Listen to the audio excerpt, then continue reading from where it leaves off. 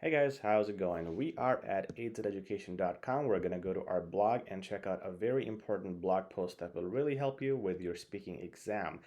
Today is September 1st, 2023, and this is the post. If you're watching it later, you can come back here or just type out the title 9 plus CELPIP Speaking Samples Detailed, and you'll be directed to this post. And by the way, the blog has a lot of great resources on CELPIP, IELTS, OET, English, PTE, a lot of things. All right, so check that out. You have free stuff here just for your preparation. It comes with important links that you can check out as well. And sometimes instead of the video, you want something written so you can observe and implement that. So the blog is a great place to visit, especially this post right here. Okay, so in this post, why I love this is because you will know exactly what to say for all 8 speaking parts of the CELPIP exam, and you would know how to say it. The problem is people don't implement it, okay? People come to the blog, they read a bunch of stuff, but they don't implement it. And that's what I'm going to do right now. I'm going to show you the structure here, and there's also a video link down here somewhere yeah, right there. So that's where you can also see when I made the video and explained the structure for this. But this video is going to be about implementation. This is the most common mistake. People learn vocabulary or grammar mistakes, but they do the same mistakes or don't improve in the next attempt because implementation is hard. So we're going to talk about implementation right now. If if you have been following my videos, you know that speaking part 1, giving suggestions, I always say you have to do an introduction, 3 suggestions, and a conclusion, and that is exactly what is mentioned here. Okay, so let's see what it says here. First of all, you have a question. Your friend is deciding whether to travel from Calgary to Toronto by car or by plane. Okay, I offer your friend suggestions on what would work best for them. Okay. We start with the introduction. Speaker starts by greeting the friend and expressing excitement about their travel plans. So what this means, again, we're talking about implementation. You read this, right? Don't keep reading. Start saying. Now say something. How would you express excitement? Well, I would say like it's a friend, so it's going to be, "Hey Bob, hey Mary, I am just thrilled to know that you're coming to Toronto. And while it's exciting, we got to talk about your method of transportation." Okay. And that's one way to express excitement. You could also say, "It's just awesome that you're visiting me," or I just got the spectacular news that you're coming over. I just cannot wait." What I did is 3 samples. I was discussing a student's progress with my teacher earlier. What I said to her was, because this student has not been improving. He has been stuck at the same level for many years. He just started his sessions with us. And I told her, you want to make the student do 5 to 10 examples of everything you're teaching him. Vocabulary, or what I just did, 3 examples, he would be doing 5 to 10, because that student is a slow learner. If you are a slow learner like that, you want to do multiple examples, okay? Everybody can learn. It's just a matter of some people needing more time and examples and repetition. So do 2 to 3 examples. If you're intermediate, if you're weak, you do 5 to 10. Okay, if you do that in the exam, just doing one version will look so much simpler. Okay, now suggestion 1 is traveling by car, and here the suggestion is, traveling by car is not good because of the long duration. It's 36 hours. It's a burden on the time and energy, and emphasis is placed on the inconvenience of a long road trip and the need to drive alone. Um, this is a guide for you. It teaches you how you can make your speaking relevant to all the examiner marking criteria. Because if you just list a bunch of reasons, look, it's bad for you to come later and come by car, it's going to take time, it's okay. It's good explanation marks, it's good task response marks, but you want to emphasize too. Emphasis leads you to marks for your expressions and fluctuations because you don't have to be monotone.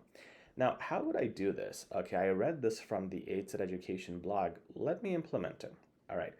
Bob, look, I understand you love to drive, but it's about 36 hours. Isn't it just too long? I mean, we're talking almost 3 days if you consider stopping in places and sleeping. You could work on those days, or you could just travel with me. We can have fun here if you were not to travel by the car. Plus, you're driving alone. Okay, you see my emphasis because it says emphasize that. So you need to drive alone. Now my volume is deeper and it's slower because I'm emphasizing it, putting pressure on him. Not only will that be scary, but what if something happens to you? You might have some sickness or you might be stuck in the middle of nowhere. What would you do if there's nobody else to help you out? Just think of those things. Think of your time and your energy as well. This is just not suitable. All right, so I'm going to do my first suggestion. Suggestion number 2, let's talk about weather conditions. So what does the blog suggest? It says the speaker discusses the weather conditions, specifically mentioning snow and ice on the route, making it an undesirable option. So we're assuming it's the winter time.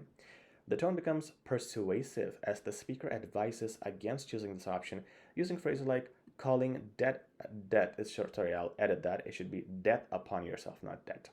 So we're trying to be persuasive. Again, very good hint that we're providing to our candidates. It needs to be convincing. It shouldn't be just, do this, it's good for you. Don't be robotic, be persuasive.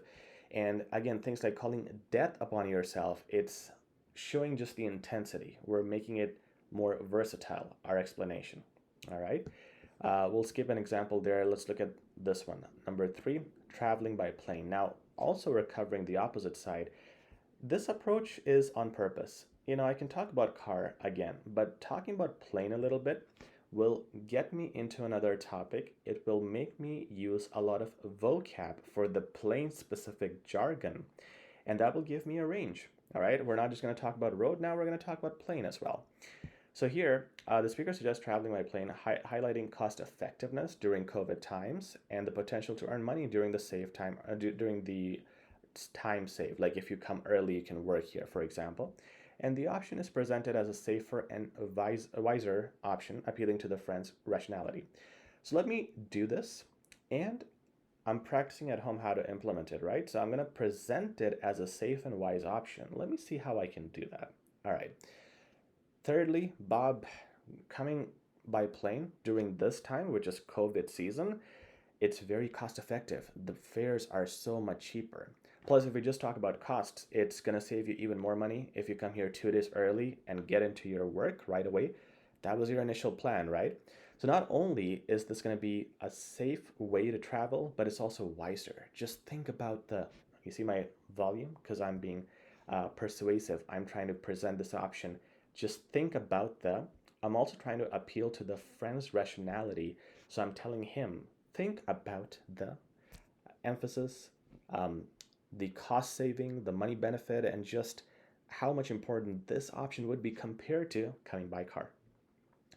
Let's do an example of the conclusion as well. The speaker concludes by summarizing the suggestions and expressing hope that the friend understands the recommendations, which is basically my template. And I'm going to conclude it by, overall, Bob, I think it's just you're going to kill yourself with the long travel. Just don't do that. Please follow my suggestions. I hope you do. Expressing hope. I hope you do. I hope you're smart enough to understand that. But I will wait to hear from you. Take care. Natural finish for informal tone, emphasis, and again, it's just that human aspect of it. You want to not only just say things, but express. You want to present an option, and it should relate to his rationality. You want to be persuasive. You want to have emphasis in certain places. So guys, check out this blog post. It is the best one for your speaking resources. It details a lot of things, and copy paste them, implement them, just like I did, okay? Do multiple versions of that. You have a question example here, but you can look at more questions.